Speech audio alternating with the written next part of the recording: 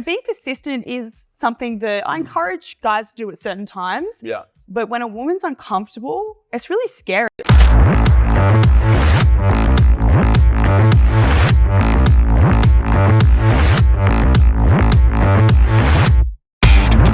Alrighty, welcome to the Power Podcast. In this week there we have Sarah Jeavons, a good old friend of mine from Australia. She is a dating mastery coach. She's doing well teaching men how to have more success with women. And I asked Sarah to come on today to really share some of her sexy secrets to how you can have more success with women. Welcome on board, Sarah. Sexy secrets. Sexy secrets. Rock and roll. I'm ready. I'm feeling hot. So yeah, man, I want to go straight into it right now. What is the best date and what is the worst date that you ever been on and why? Wow, straight out of the gate. Straight out of the gate. The best date and the worst. Shall we start with the worst date? Start with the worst date and why was it the worst date? Okay, it was the worst date. It was in Sydney. It was this guy I matched on Tinder, chatted with him for 45 minutes. Like, I actually feel embarrassed a little bit to admit this. Like, kind of ashamed that I didn't pick this because I'm a dating coach. I'm like, I should have picked this. I should have read between the lines. We had a great 45-minute chat over the phone. And essentially, like, that's like a first date for me. You know, I'm getting to know them. We're chatting on the phone. He's funny. Like, he seems like, great. Okay, I'll go meet up with him. I'd worked and done a seminar. So I'd been presenting, talking for like 4 hours straight doing coaching. And then I thought, yeah, I'll go have a late night drink with this guy. He sounds awesome on the phone. Anyway, he rocks up.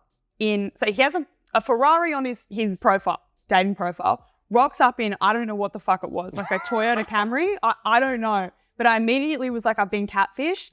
What the fuck do I do? Do I back out right now or I follow through? So I followed through. I was like, give it a chance, Sarah. Don't judge a book by its cover. You can do this. And then got in the car and I could tell in that 5 minutes that he was nothing like what he was saying or how he was on that phone call. That's weird, but like, because you've even been on the phone call with him. Yes, and that's why I'm like, usually I can really read somebody and go, awesome. Like, I definitely want to see them in person. So I must have been tired or off that night. I don't know what was going on. But anyway, we went, had a drink. It was nowhere open in Sydney. It was late. We ended up at the casino at this dodgy bar. And he had an ego, a shocking ego. And I was feeling just drained, a little bit vulnerable, you know, he's just bombarding me with shitty questions and saying, he's like, what do you do? I'm a dating coach, you know, and he's like, oh, okay, you analyzing me right now, which is what most guys say when I share about that.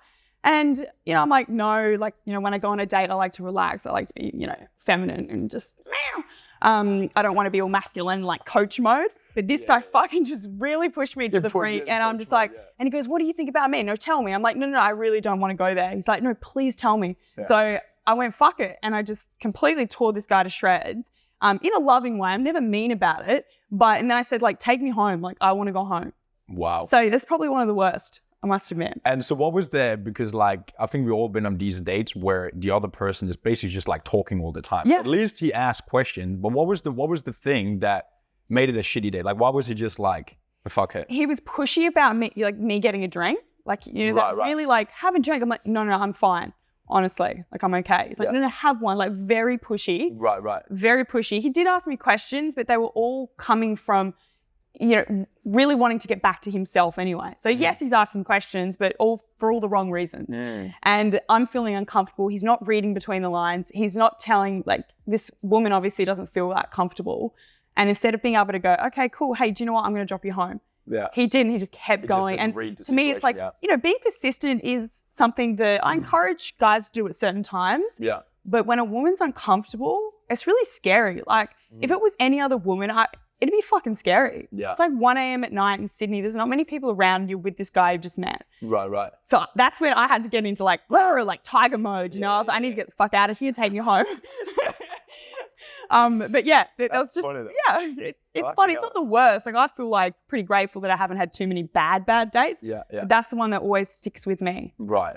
As being the worst. Yeah. Got it. Yeah. And probably obviously because you are, you know, well aware, so you're not letting yourself get into too many like weird situations. But like, you hear a lot out there of people getting into crazy things. Terrible ones. Yeah. On both sides of the fence. It's like, whoa. Yeah, I know. Guys, as well. Have you had a bad one like that? I mean, I don't know, like weird situations. Not really. I don't feel like guys are getting like, there's a lot of like, you get a lot, especially right now with the whole like OnlyFans and that something. you're getting bombarded on social media by, is this a real profile? Is this a fake profile? I have this literally this profile that's been texting probably like for a year. And I'm constantly just like, is this like, am I texting with a guy in India? Like, what's happening here?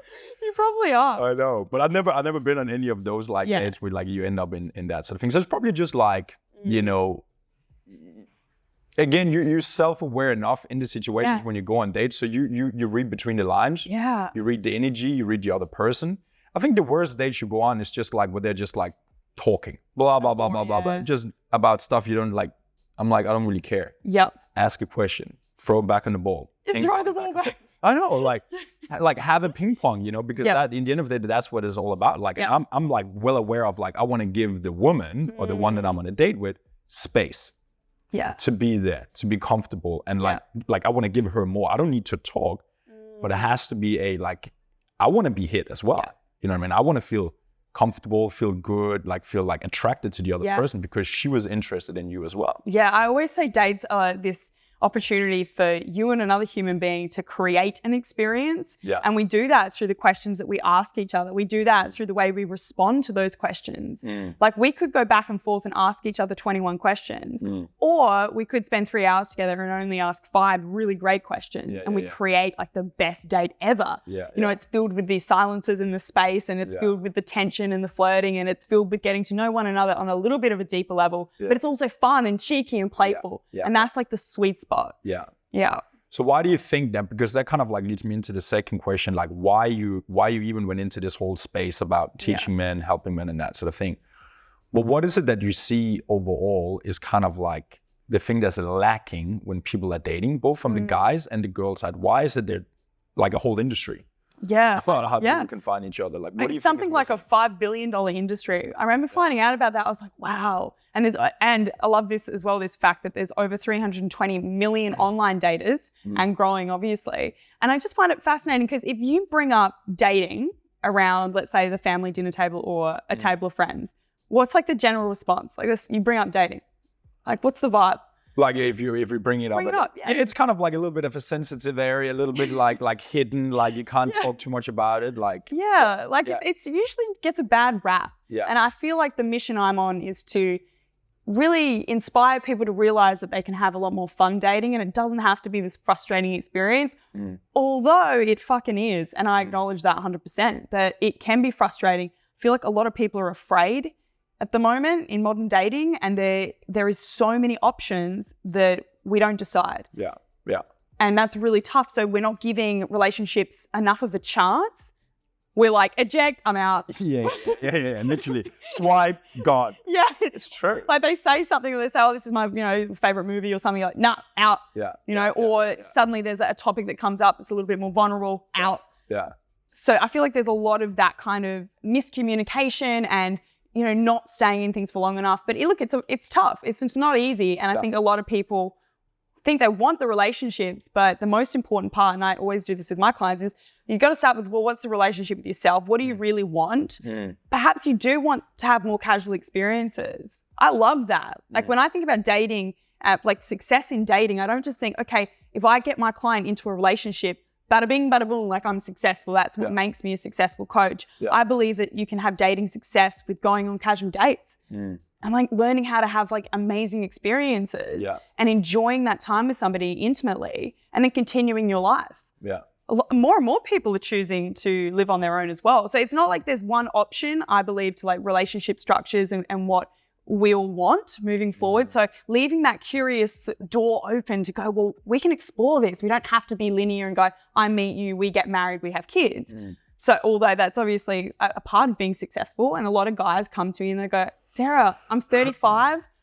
I want a wife and I want a family and I want that experience. And so we make that the focus. It's like, cool, well, what kind of women are you dating? And then if they bring up these women that are non-committal and a little bit toxic, it's like, well, here lies the problemo. And then we start at that point. And what do you see with that? Because you hear that both from guys and girls, like I always fall into the same types. You hear the stereotype, like the girl, like he's just a douchebag and he's a player, and like I always fall into that trap. Same with guys. Yeah. Like what is that? Because my understanding of it is really just themselves. There's something in themselves they haven't internalized and agreed to and worked on. But like, what's your take on why do people fall into the same trap and the same people over and over again? I agree with you. I believe you're spot on. It's about yourself, and you're usually getting something out of it. You're getting something out of the bad relationship or the toxic relationship. I actually got a new client literally this morning at 5 a.m. and we were chatting through his history of who he is dating, and a relationship that he's still hung up on is one that was with a woman who was emotionally unavailable.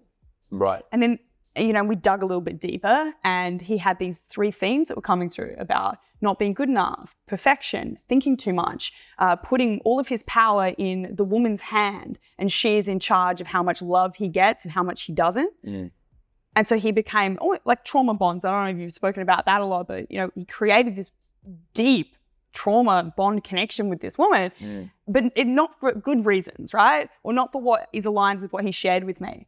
Although we still get something out of those relationships. So there is a place for them, and who's to say what's right or wrong? We are the only ones that have the perception of, well, what's a good, healthy relationship in my perspective? It could be very different to what you believe it is, and finding that balance. I think one of the greatest things I ever did in my dating life was open my eyes to different options and not the same kind of guy every time. As soon as I did that, I was like, wow, it feels a little bit uncomfortable at first because I usually always go for this one type. But now I'm learning, wow, like, I can actually be in a relationship with this guy and it's very different to, this other guy with this personality. But I started to learn through that process of dating, right, where you date multiple people to really understand yourself and what you want and what you don't want. Then you go, okay, cool. Now I'm getting closer to what I believe is a healthy relationship with my imprint, my past, because we've all got one, right? Like, from childhood and everything, got these little tendencies, or, I love words of affirmation and like, like, what's your love language, Tom? I know. It's like, like quality time, words of affirmation, like, finding the right fit. Yeah. I love that, because you kind of like, I remember I learned that from a business coach I worked with like many years ago. He's like, whatever you're doing right now, you don't have to do it forever. You're just dating the idea, dating the avatar, dating the offer, business, dating the way of doing things, because then you don't put so much pressure on yourself. Like, it has to work. It has to be that thing. And if it doesn't work, then I'm a failure and I can't do anything else. Yeah. You know what I mean? So I love that. I love that as an angle to it. So yeah, what are the men that comes to you? Like, what are they coming for? You said the guy there right now, they have, they want to get married. Like, what are the common thing you see in the guys that are coming to you as a whole? Maybe something that's related to most men. What are they trying to fix? Yeah, it often comes down to confidence, lack of self-esteem. Lack of realizing their potential, to be honest. Like, these are incredible men. Every client that I've ever had, I can say that genuinely. I always meet them and I think, fuck, like, you're an incredible man. There's so much about you that, any woman would be lucky to be with you. Yet there seems to be this gap in the way that they know how to communicate that to the world, the way that they know how to express that. And confidence is that vehicle to express it. And a lot of the guys, not all of them, like, surprisingly, there's not like, there's quite a bit actually, that guys that come to me and they have platonic relationships with women, they get stuck in the friend zone quite a bit. So they're amazing guys, very respectful, gentlemen, successful in business, all of that. And what are the common themes for those guys? Like, why are they falling into a friend zone? Because they don't know how to flirt. They don't flirt. They don't touch you like you just doing that. Right. That'd be, like, not saying you're flirting with. I'm like, love language, physical touch. I know. But they're not doing it. They're not letting themselves do it. And that could be because of narratives when they're growing up. Like, it's rude to do that. Don't look at her like that. Flirting is disrespectful. Don't be a creep. All of these stories that are running them rather than them taking ownership of their desire and expressing that. So it really comes down to flirting. And that's why I base my business around teaching men how to flirt. Right. A lot of guys don't know. A lot of guys are stuck back when they were 15 to 18 years old when they first learned how to flirt, and it's shocking. And they haven't felt safe to go, well, there's a coach that you can go to where you can actually practice that and get really good at it and learn the subtleties of flirting. And that takes a platonic date, friend to friend, to like just sparks and chemistry, and that's what you want. Right. Like because guys will say, oh, Sarah, like, I've got this girl that I'm seeing and this, but they see me as a friend. They don't see me as an option. They don't see me as a potential partner. And it's like, well, how is that girl going to know? Because you haven't actually told her. Yeah. You haven't expressed that through like your intention. And so it really comes down to the confidence, leadership, and really flirting in that style of communication, which a lot of my clients struggle with initially until they get into it and they realize, shit, this is really fun. Yeah. Like, it's fun. Like, flirting's fun. Well, it's communication in the end of the day. It's like when you're with your best friend, you know what I mean? Like, you don't think about what to do. You're just in it. You know what I mean? When you're comfortable with the person you're sitting with, it's like, I'll look at it a little bit like it's banter. Yes. It's like, ha ha ha, like cheeky, like you're around, like you're just in the moment. Yeah. You know what I mean? I my perspective of it is that it's a game, and I like to use that term because it also gets a bad rap in the dating world. Yeah. Don't play games. Games are bad. And I agree with, like, if you're literally playing games with somebody and they aren't aware of the rules and they don't know how to play the game, you're using them essentially. Yeah. When two people know the game that they're playing and they know the rules, is that not the most fun that you'll ever have? Like, I know. It's like, why do we watch professional sport? Like, we watch the best in the world at freaking playing a game and going all out. Like, I always use that example as well with my guys. I'm like, elite athletes, they train every day. They watch the tape back. They watch their game back. They look at their technique, and you'd know that in the fitness industry. You have to look at your technique to get better. Otherwise, imagine practicing the wrong technique for decades. What would that do to your body? What would that do to injuries? Injuries, yeah. What would that do to your game? Well, you're not going to be at the top, are you? Yeah. No way. Yeah. So it's the same with dating. It's just been very taboo up until now, I feel. We're gaining traction. We're starting to really get the word out there that you can learn this. There's a place to go and learn it. And it doesn't mean that you're a failure of a man, which is a narrative that often comes through. It's like, I don't need a dating coach. Yeah. Rather than like, actually, I'm curious. Be curious about it and throw yourself in. So I like that because and I agree, because it's like I'm in the whole male space as well. Like men and women are very different in the way they're being communicated to, what they want, how they want to receive information and that sort of thing. And the worst part is men that don't want to just pop it over. It's fine. We can easily add that out. Oh, it's still going. Is it still going? Yeah. Beautiful.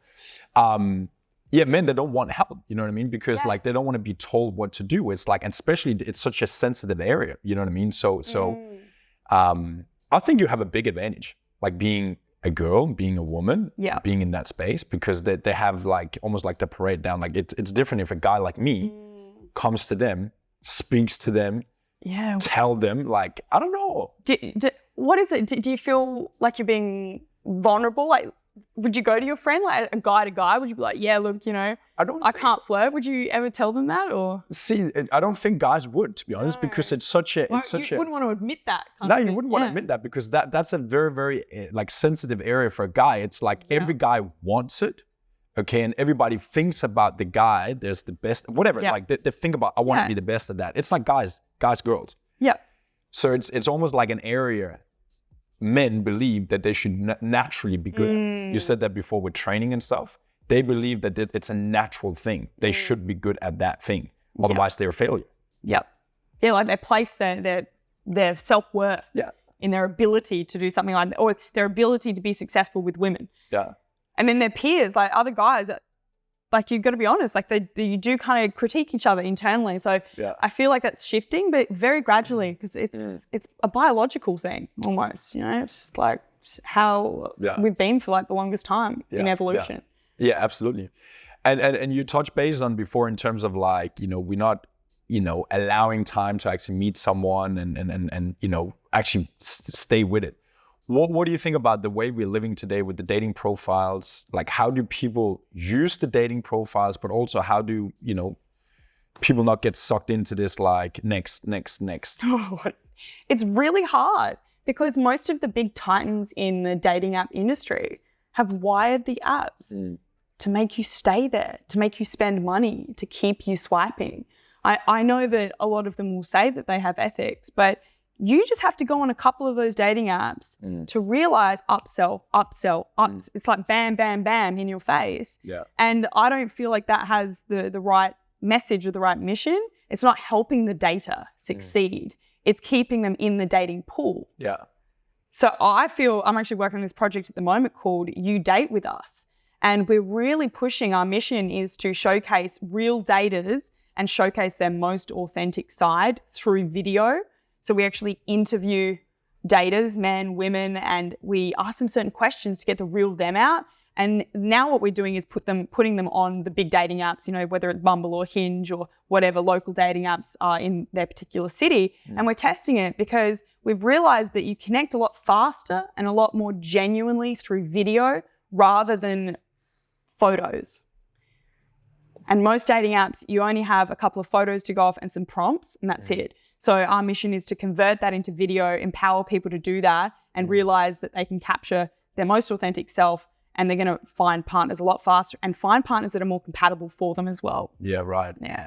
Yeah, it makes sense. Like they want you to be on the platform. You know what I mean? That's why they're almost like setting it up for failure in a way. Like you don't want to say that, but they kind of are. Like, crazy. Like I hate them. Like for the longest time, I've always said I'm a dating coach and I don't like dating apps. Yeah, yeah.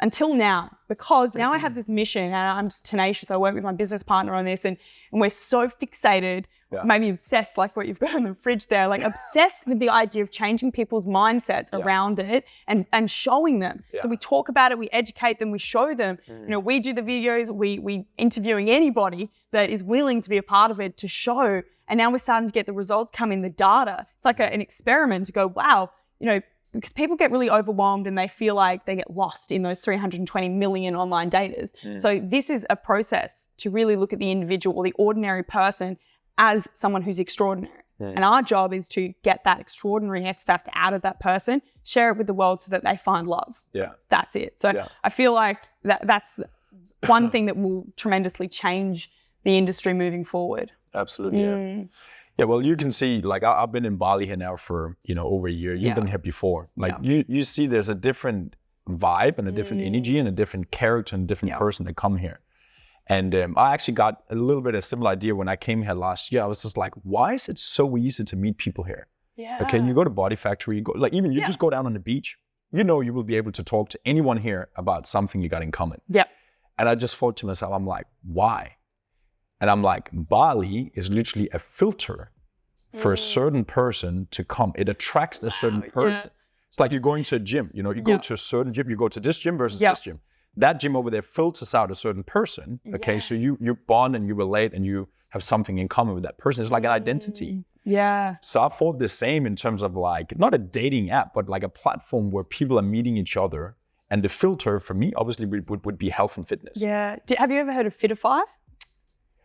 Nah, I haven't heard about that one. They have the concept of fit, healthy people on the app. So like you have to be someone who's active, like they've got filters. But how do they meet then? How do they connect?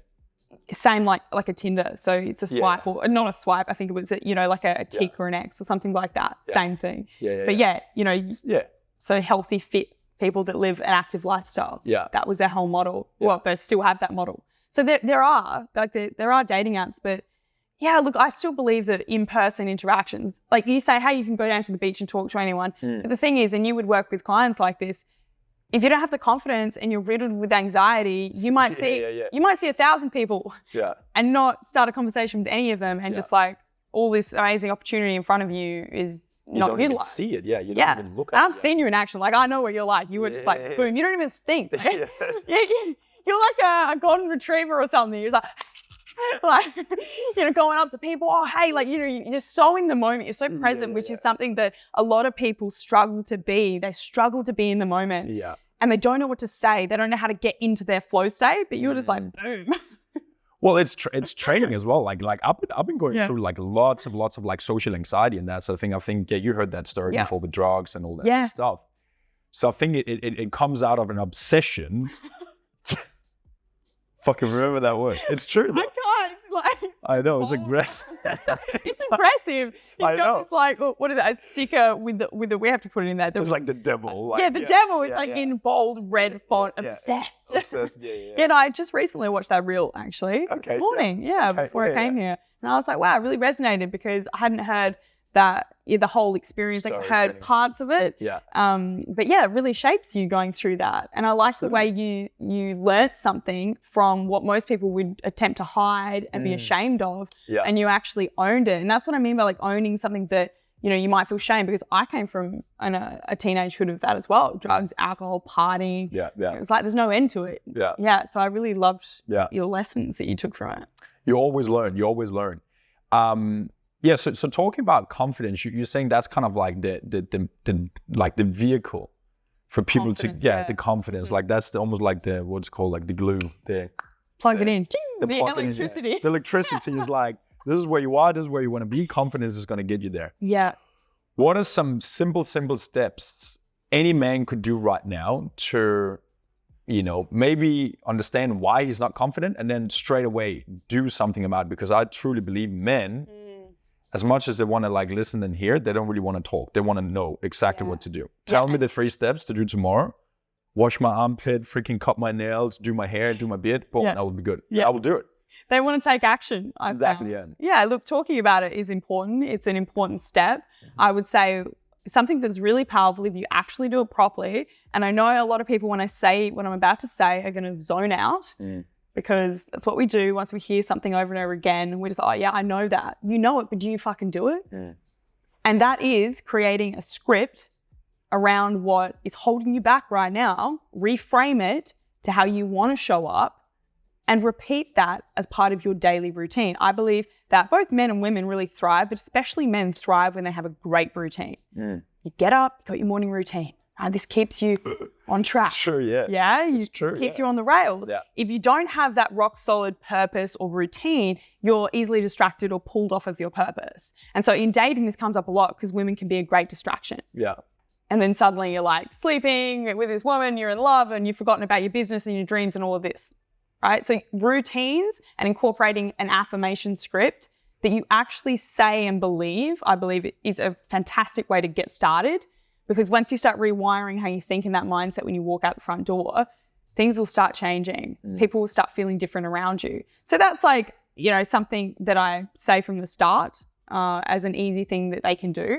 And then you want to get a little bit deeper into taking more courageous actions. So I would say incorporate in your routine, not just maybe your meditation or processing, the affirmations that you're saying, but actually go out and talk to people and make it a non-negotiable. Yeah. If you want to get better at socializing, make that a part of your routine. If you want to get better at dating, make that a part of your routine. Go on dates. And if you're not getting any dates, go to a dating coach. All right. If you're out of shape, go to a fitness coach. It's the same thing. But you've got to, have somebody on your side, in your corner, helping you along the way. Otherwise, you won't get to where you want to go. So yeah. Health and fitness, like, is that something you see is lacking for a lot of men that you're working with? And also, what are the importance as a man, and even for yourself, like when you're looking at a guy that you're attracted to, how important is, health, fitness, even aesthetics, like looking apart, like what's the importance when you're looking from a female standpoint, looking at a guy? I'm all about the dad bod. That one. Some are. No, really. I mean, the guy I'm dating, he's a dad of 3. Like, I feel like it really depends. It's about how you feel, right, when you look in the mirror. It's about that first and foremost. And then I believe a guy that wants to get in shape he's really caring about his relationship with himself. Yeah. If you've gotten out of shape, what is that really telling you about how you feel about yourself? It's usually not about just the weight. It's about something that they've connected with it. Are they emotionally eating for some reasons? Have they just gone through a breakup and now they're out there and they look in the mirror and they don't feel good about who they see? So it's not so much about, getting shredded. It's about feeling good and feeling healthy is what I would say. And that's what matters. Yeah. As from my perspective, I usually, have to have a level of physical attraction. Yeah. But that for me, it's so broad. Yeah. And I'm so curious about different types of people. So I don't go, okay, he has to have, an 8-pack and look like this, but he has to take care of himself. He has to care about his hair, care about what he's wearing, care about the cologne or, the fragrance. These little details like that I pick up on and I really appreciate in a man. Yeah. And no matter his style, if he owns it, I can feel that. Yeah. So he could have a real country style or whatever, and he owns it. That's sexy. He could have a very tailored look, and he owns that. That's sexy, like classy. Very different archetypes, but equally as attractive. Confidence, like it's confidence. That your style and the way you look after yourself, and you going to the gym and taking care of your body. Yeah, that is like, it just shows so much about your confidence being manifested in your body and your life. Like that's what it is. Yeah. It's hot. Yeah. Yeah. So it's really just like a man, like last thing around that, like how do you see the whole like world is shifting into this whole like feminism and Me Too and masculinity, and you have Andrew Tate on the opposite side, like. Yeah, where did he go? I don't know. Where's Andrew Tate gone? Prison. Is he in prison, Romanian prison? I don't know. I feel like toxic femininity doesn't get spoken about enough. What's toxic femininity? Well, my understanding of it at this stage is very manipulative, nasty behavior from women towards men and women. Just very toxic, like using, how do I explain it? Yeah, using like, well, I'm a woman or something, like using it to manipulate rather than from a place of good. And it's the same with like toxic masculinity, which I feel gets spoken about a lot more. The reason, like what I'm thinking about in my head right now is this guy DM me, and who's very passionately talking about these groups on Facebook called "Are We Dating the Same Guy?" Have you ever heard of that group? Similar thing, yeah. Yeah. So like all of these women, I mean, it sounds like they started it from a good place. It sounds like, oh yeah, like I've dated Simon, he's a dickhead, like don't go there. Yeah. Right? So it's like you can warn women of somebody, but what's happening in those groups now is that the women are talking about men in nasty ways, men that they haven't even met before. But there's only women in that group, right? Yes. Yeah, so they build each other up, they're freaking, they're going crazy. It's like a men's hate group in a way, that, like, which is really nasty, and these men are being, like, the defamation that's happening in there, I don't feel like is being spoken about enough. Like, so yeah, it's just something that helps me describe what I feel like is toxic femininity. Yeah. And it's not healthy. And obviously on both sides of it, like one of my very first clients from San Diego, when I first met him, he was in a women's hate group, and he was not allowed to look at women. He was not allowed to talk about women. Like there were all these rules about women. Women's hate group, what do you mean? Like So they would get together and talk about all the horrible things about women. And why they didn't like women. Wow. Yeah. So even go into that. There's people going to that. That's like, break up and you got let down, and then you go in there and then it just like freaking disturbs up the whole pain. Yeah. I mean, yes, but people, I would say, this is how I explain it, they would have to it's like finding your people, finding your group, finding a sense of purpose through that group, even though it might not be the healthiest group. For them now, they've got this family of people that have the same perspectives and same opinions, although they're not that healthy. And for this particular guy, he obviously made it out, thank goodness, and realized, hey, this is not good. And this path is only going to get darker and more messed up. So I'm going to get out of here. Yeah, wow. A lot of people are in those groups. So let's say with women, and this is the only way I can think to justify it, they've been really badly hurt in life. Careful with the mic. Yeah. This is the only way I can think about it, is that they've been really hurt by men in the past, and it's a way where they can vent and get it out and take it out on them, which isn't the best way to get through it. It's not that healthy. Probably the worst. Yes. It's probably good for like 30 seconds when you're whining to your sister and your mom, but then after that, it's like, bitch. Yeah, vent, of course, by all means, like get it out, the emotion, but move along. Yeah. Yeah, beautiful. Well, I love the chat we had so far. I think there's so much like higher level stuff for men to think about, and it always ties it back to the core essence, as you say, like owning themselves, confidence, trying out new things, being very sort of like almost like basic around what are you trying to accomplish, and then implement that into your regular routine.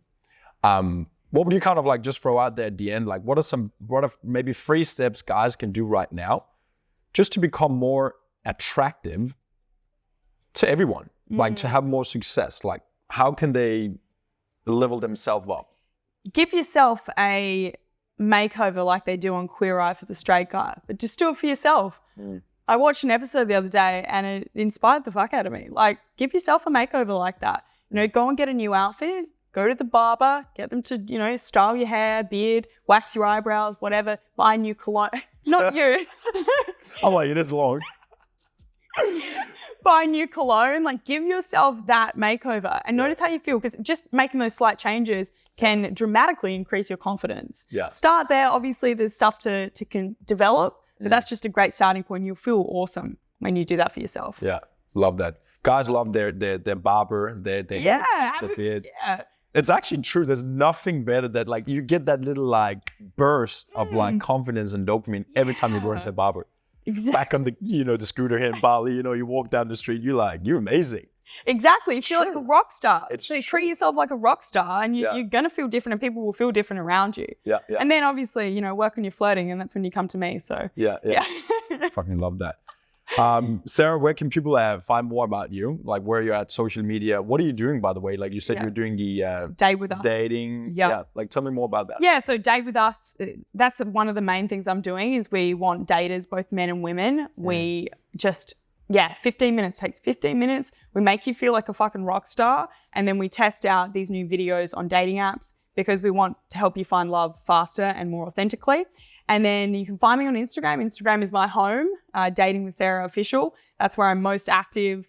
I've got TikTok as well, but just DM me, slide into my DMs. I'm happy to chat. As they do. Yeah, slide in. Like, let's go. I'm open. I'm here. Thank you so much, Sarah. Really, really appreciate it for coming on. Thank you. Thanks for having me on. Thank you so much.